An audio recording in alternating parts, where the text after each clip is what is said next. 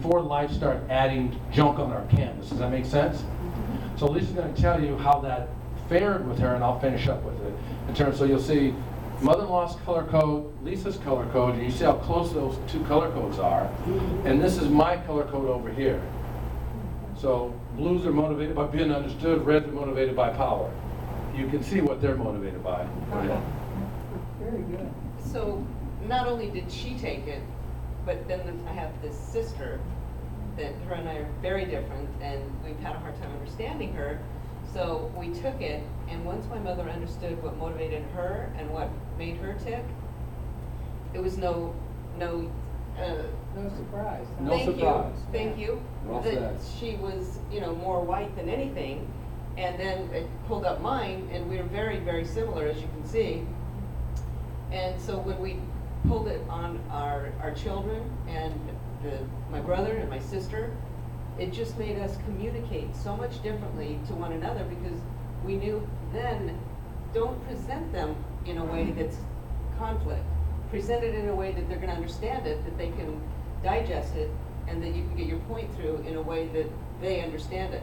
Rather than if a red comes to you and they're coming with power and this and this and this, they're gonna shut you down. You're gonna back off, because whites need time to process.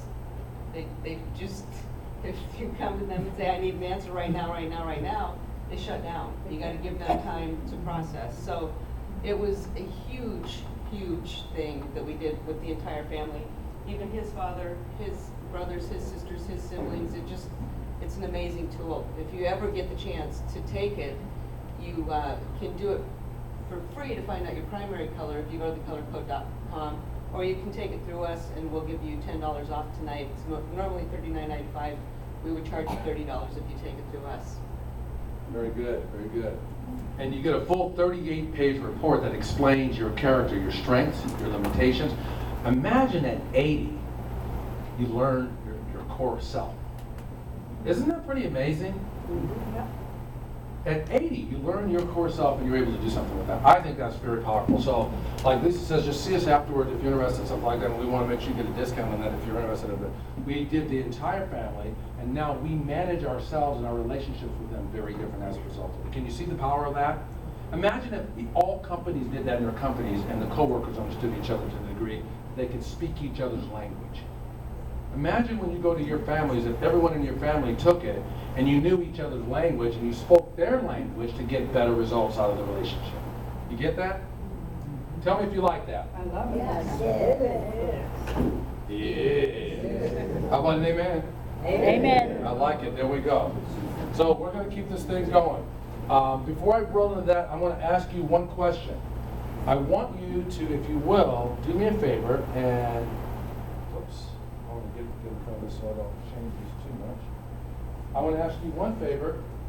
Ask me one question right now about the color code, if you will. Ask me one question about the color code in terms of how it works, how it can serve you, how it can work in your life. Just one question, if you will do that. Are you asked many questions to get those results? 45 questions. 45 questions. Good questions. Takes you about a half an hour. Any other questions? What do you mean by your earliest recollections? Good question. What that means is they want you to take, regardless of what your age is, don't worry about that. As young as you can remember, before people in your life, your family, our society, the kids at school, start throwing their belief system on you, and you're creating all these negative belief systems. They're not even yours, and you live your life like they're true, and they're not. So we want that canvas before that canvas was tainted with everybody else's stuff that you didn't realize was happening. So you might remember from when you were 9, when you answered the question, how would I have answered this at age 9, or 8, or 12, or 15, or whatever the number is for you. As early as you can remember, because what we're looking to do is get at your core character. Does that make sense? So that's a good one. I saw another hand go up. That's the same question. Same question? Any other questions on that? Yeah, can you give me an example of what a question would be that I'd answer as a 3-year-old? Oh, well, that's what let me think about it, because I've taken it so long. Oh my goodness, that is Doctor would ask a question like that, wouldn't it? A question might be, don't look for the sample on this, I'm gonna create it. If someone comes to you and someone comes to you and they're asking you to stand up and lead the team. Your choices are A, I would stand up firmly and strongly. B, I would ask if I could assist rather than lead. C, I would say absolutely not, would I never lead. Or D, it's not my thing. So depending on how you would answer a question like that, would give the disposition, is it someone driven by power and wanting leadership and they naturally go for that? Is it someone that would be afraid of leadership because of the conflict in my brain between leading people that may not want to be led? So in other words, the result of that, if you answered that you didn't want to do it, you'd probably likely be getting white marks, as in no conflict and no confrontation. If you answer, yes, I'm going to go get it, you might likely be getting more red qualities because we're driven by power and getting things done. Does that make sense? I have never been asked that question before, and I almost couldn't answer it. You've never been stumped either. No, that was good though. So does that help? Yeah, that does help. That was a very good question. Very good. So I know we're about ready to get out of time here, so I want to go quickly here to bring you to another disposition. This is a very quick one. The doctor will love this one. Steve will love this one. When status changes, the brain changes. When status changes, the brain changes. Keep your eye on the screen when I'm speaking on this. This young woman had a boyfriend, and the boyfriend wanted to marry her. And she didn't want to get married. She didn't want to get married because she was blind. And she told her boyfriend, I can't marry you because I'm blind. And the boyfriend said, but I love you so much and you love me so much, so we should be able to get married. She says, I just don't feel good about it because I'm blind and I can't see you, I can't see the world.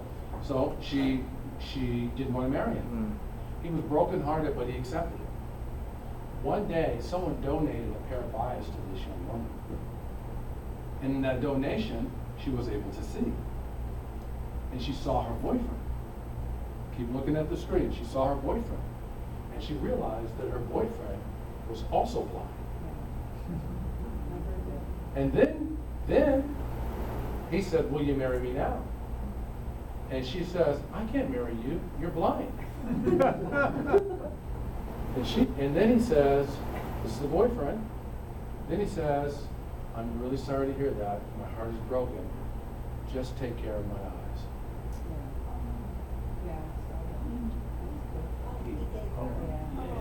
he donated his eyes to her because he loved her so much he wanted to get married to her. When the status changes, the brain changes. And the voice changes. Yes. I've noticed that. And the voice changes. Yeah. Do you see how powerful that is? Did you get that? Sir in the blue, did you get that? It's powerful, is it not? But that's what we do. That's how we're hardwired. We have to be very careful about status changes and what we do about them. Because they're happening to all of us all the time. Very much so. So, what I'll leave you with here is this. A couple things. Most people are full of fear when it comes to matters like this, are they not? They're full of fear. What do you think they're most afraid of? Failure. Yes. But is that truly our deepest fear? No. No. Our deepest fear is that we are inadequate. Our deepest fear is that we're inadequate. That's true. Right? Yeah. What? Inadequate. Our deepest fear is that we're inadequate. Right? Your playing small does not serve the world. And shrinking so other people won't feel uncomfortable around you won't help anybody. You were all born to shine. You were born to make manifest the glory of the Spirit that is within you. And it's not just in some of us, it's actually in all of us. When you allow your own light to shine, you unconsciously give other people permission to do the same. And when you are liberated from your own fear, your presence automatically liberates others. That's Marianne Williamson. It's not the fear. We're more powerful than we know, all the time. I will say with you, this last thing that I wanted to actually close with, and I'm going to push this so that it gets to, in fact, you know what, I'm going to slide this over so I can make this happen faster than fast, and is this. There we go. So the thing here is, when we were in South Africa, we noticed that the people there were incredible. They were incredibly connected. The lady on the left is Kathy, and they live here in Florida also, Sarasota, Florida. The lady on the right is her daughter, Taryn. We're actually also going to go to Taryn's wedding while we're here in Sarasota, Florida. And they took us to Africa along with 16 other people. Is she a yoga instructor? She is, she's so smart. Do you know my stepmother? I know Kathy, she Okay. used to be at the Y. Oh, you know Kathy? Yeah. You're gonna have to see us after class. It's a small town, isn't it? Yeah. Isn't she wonderful? Yes, She's from South Africa originally. she was the best yoga teacher I ever had. She's incredible. She's incredible. And Kathy taught me this. And they say in South Africa, and I want you to follow after me. Umuntu, Ingamuntu, Ingabantu. One more time. Umuntu, Ingamuntu, Ingabantu. And that stands for people are people because of others. People are people because of others. Relationships. Together we're better. Together? Together? Better. So at the end of the day, it's up to us. It's up to us. It's up to looking in the mirror, to seeing what that reflection is. Or you can call it looking into the glass. And they say, when you struggle for self, when you struggle for yourself, and the world makes you king for a day, just go to the mirror, take a look at yourself, and see what that man has to say. For it isn't your father or mother or wife whose judgment upon you must pass. The fellow whose verdict counts most in your life is the one staring back from the glass. And some folks might call you a straight shooting chump and think you're a wonderful guy. But the man in the glass says you're only a bum if you can't look him straight in the eye. And he's the fellow to please and remind all the rest who is with you, clear up to the end, and you've passed the most dangerous, most difficult test that the man in the glass is your friend. You may fool the whole world down the pathway of years and get pats on the back as you pass. As your final reward, you would argue some tears. You cheated the man in the glass. Amen, brother. Thank you. So Beth wants us to open for just maybe 5 to 7 minutes of questions. And you can ask Lisa or myself, step up, Lisa. Any question that you want to ask at all about relationship equity, anything you've heard tonight or even something you haven't heard. Expectation. What do you think of expectation You want that or you want me to have it? of another person? In other words, us, say it. The question is, what do I think of expectations? Meaning me having expectations Right, upon you. right, right. Whether it's a friend, father, mother, doesn't matter. I believe that expectations of others can be a very dangerous, slippery road. I think if you want to garner the energy of expectations, have them on yourself, about yourself. Or if you have expectations of somebody, you're typically always going to be let down. Correct. Because what you expect of somebody is your expectation, not theirs. So if you go in with a clear slate and just go in and enjoy what you receive, you're gonna have a much better experience. That's really good. I want to add to that, Shirley. That's right on, Lisa. Very good. I dealt with a client today on the phone, a coaching client over the phone, because we also coach over the phone. She was back in Las Vegas and I was here. She had a challenge with a father and a brother, and the challenge was how to manage that situation and continue to help. But what had to happen is she had to get her own expectations out of the way and just know that maybe they were doing their best. Whether they are or not, it's not for us to judge. If you want to get involved, you want to help and support that, you do your best to help that and determine what that investment can be, and that's where you want to have your energy. So that's a very good question, Shirley. Question? Passion, would this question thing, would this help you with your passions? I don't seem to have passion anymore. That's a very good, so when you say, would this question thing help with the passion, which, To find my The passion. color code? Yeah. what the color code would do for you was to help you understand what motivates your core behavior, why you do what you do. That's what it would do. To tap into your passion, you have to answer one question. Very simple. sometimes not easy to answer. What do you want? At this point in my life, I know. We have to answer the question, what do you want? Because inside of that want is the premise for the first steps of getting at your passion. And I will tell you, figure out how to answer that question. You may need some help in answering that question. If you do, get the help you need. And secondly, determine what are your best gifts and talents. Watch Lisa tell you about best gifts and talents because they're connected to your passion. Go ahead, Lisa. Purpose, gifts, and talents.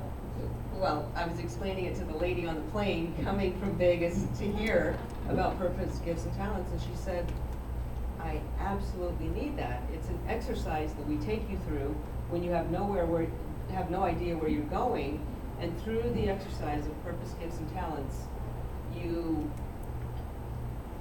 come to a whole new awakening of life. So she thought about it, she took our number, she emailed us, she said, I need to work with you. I need to find out what my passion is because I am really struggling in life. It happened again in the pool yesterday. 2 ladies from Chicago. I couldn't go anywhere with this one. They were nurses, and they said, you know, they're in their mid-50s, and they're like, we're doing this thing, we're on the hamster wheel of life, and we need to find something different. Then it got into retirement. They don't even know what they're gonna do when they retire. So I said, we have an exercise for that too, and they said, we need you, where have you been? So don't feel like it's lost, because we can pull it out of you very easily. So your purpose, your passion is tied inside of your purpose. Your purpose is tied inside of your best gifts and talents. And you already have, we all have gifts. Yeah. Think of the 3-step ladder in life. Most of us have had to earn a living or be connected with someone that's earning a living, and there's a range where you do the house, I do the business, whatever it is, it's all the same. Think of the first step that you step on is called a job. That acronym JOB, J-O-B, stands for just below the broke. That most people will be if they only have a job. Unless they spend nothing and save everything. Well, then they are going to be okay. Some people aspire on the next level. What do you think it is after a job? Career. Have you ever seen anybody after a 25, 30-year career? What they look like? Yeah. You're tired. They're tired, they're burnt out, they're fried, they're toasted. Let's think about going to the third step, no matter where you're at. The third step on the 3-step ladder of life is called a vocation. Vocation comes from the Latin word vocare, that means to call or answer a calling. And inside of your calling is your purpose and your passion. Did you get that? 3-step ladder. Okay, make sure any other questions? I know Beth's got to keep us on time. Or I have to make sure I'm on time because I want to still be friends with Beth. Any other questions or comments at all? I just want to say, I feel so fortunate that I ran into this couple when I was in Las Vegas. I can't tell you, it was beshert. It was meant to happen. And the fact that they would come to Sarasota, and we got on to the topic of the fact that they were coming to Sarasota, and we had set up this wonderful rapport in a matter of minutes, made me say, why don't you come and speak to the Sarasota Patriots? They said, who are the Sarasota Patriots? Here we are. And so this is the smallest audience we've had for so long. I'm just shocked. I think people felt threatened maybe. I don't know. I want you to go tell them what they missed. I That think never it's happened a to shock to me. I think more information was needed. Maybe, But maybe. then you can go spread it, tell them, so they come to all your rest of your That was my meetings. thought. Well- There wasn't too much information. Not just that, you know, I have to say, Shirley, a lot of people don't realize that if I advertise on Facebook, I'm limited to the amount of space that I can use, and a lot of people don't go on That's right. Facebook. And I'm shocked, because that's my major advertising and marketing tool, is Facebook. And then emails, I send you emails, but I don't want to overwhelm you. If I send you 3 or 4 emails in 1 week, you're going to stop reading my emails, so I have to be careful. It's a delicate balance. But I think we've all been touched. I think Jesse was absolutely amazing, and Lisa is a wonderful cohort for him, and I'm just so grateful that you're all here, and I wish we could have them back, you know, tomorrow, but we can't. So on the board over here, Lisa, Listen at just. listen at justtalk.com. We have some cards if whoever's interested. Okay, and then their phone number. You know, it is a Las Vegas Do you phone get number. back to town here often? in town? You know what, we They've have a never lot been of here friends here, before. we're coming back, there's no ifs, I ands, or have a lot buts. of groups that you can speak to. Yeah, definitely. Anybody else want a card? If they would. We were lucky to get it. Well, I mean, if they come back I mean, you again, know, I could you're send very it. welcome. Exactly. There's a question in the back. waiting for a card. Carol? Okay, okay. You want a card? You know, we brought sandwiches tonight, and I don't want to have to take them home. They're only going to be good now, and we brought water tonight. Some of you have a name tag that you need to return. Some of you deserve a name tag. We didn't make one for you because you've become members recently. We will get you a name tag, all right? So let's put our hands together for Jesse and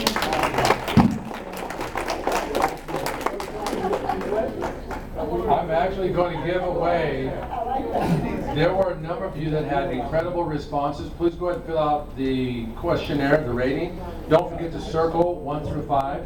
I'm actually going to award a winner tonight for incredible contribution, and it is our book, How You Leave Them Feeling, the hardcover. Kathy has to come and get this book, along with the $2 bills that I owe her. I should get the $2 bills. I'll get the book. Yes, no, you'll get both, actually. Okay. Let's give her a round of applause. There you go. Thank you. Thank you very much. You're welcome. Absolutely. Kathy is a real motivator, goes from 6 o'clock in the morning until 10 o'clock. I can. Fast person. We would like to get, Lisa suggested we get a group photograph. She'd With like all to- you that'd be guys. great. Whoever's willing, come up to the front so I can get a quick photo. Let's just all stand together up here. And don't worry about your hair, because I didn't worry about mine.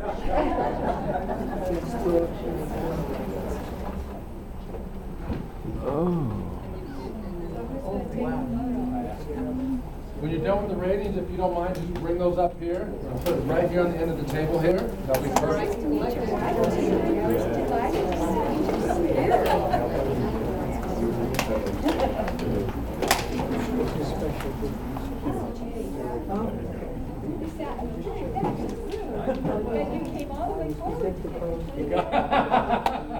You have the motivation. I